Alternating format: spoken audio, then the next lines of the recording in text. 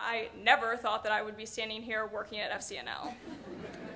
Partially because my dad works here, but mostly because until recently, I simply wasn't convinced that constituents had the power to influence politicians. Growing up, hearing about FCNL's work from my dad, I never quite believed the success stories he told. I just couldn't believe that a few people sending letters to their representatives could change the representative's mind and consequently change the course of history. This past year, I had the opportunity to work inside an executive office.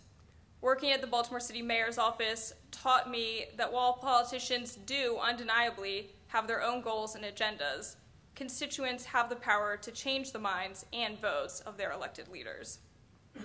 I was fortunate to serve the city through a transition of mayoral administrations. After the transition, I witnessed the new administration develop and define its political agenda.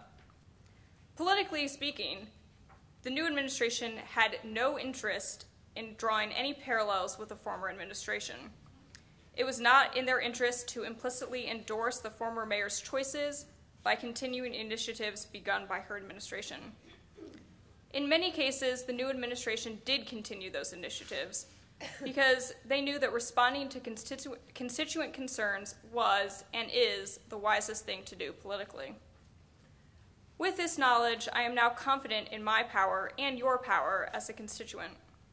Even those frustratingly overenthusiastic constituents did impact the choices of the administration. I can't tell you the number of times one of my colleagues got off the phone with one of these favorite constituents and relayed their crazy stories and complaints to the rest of the staff. But inevitably, that colleague then immediately sat down, wrote a memo to the mayor outlining the constituents' concerns and suggesting an immediate course of action. Now, having seen firsthand the power of a few dedicated individuals in the mayor's office, I'm happy to be at FCNL. Perhaps those friendly adult presences at my monthly meeting were right all along. Maybe encouraging constituents to climb the ladder of engagement by becoming more socially engaged is the work I'm destined to do. Thank you.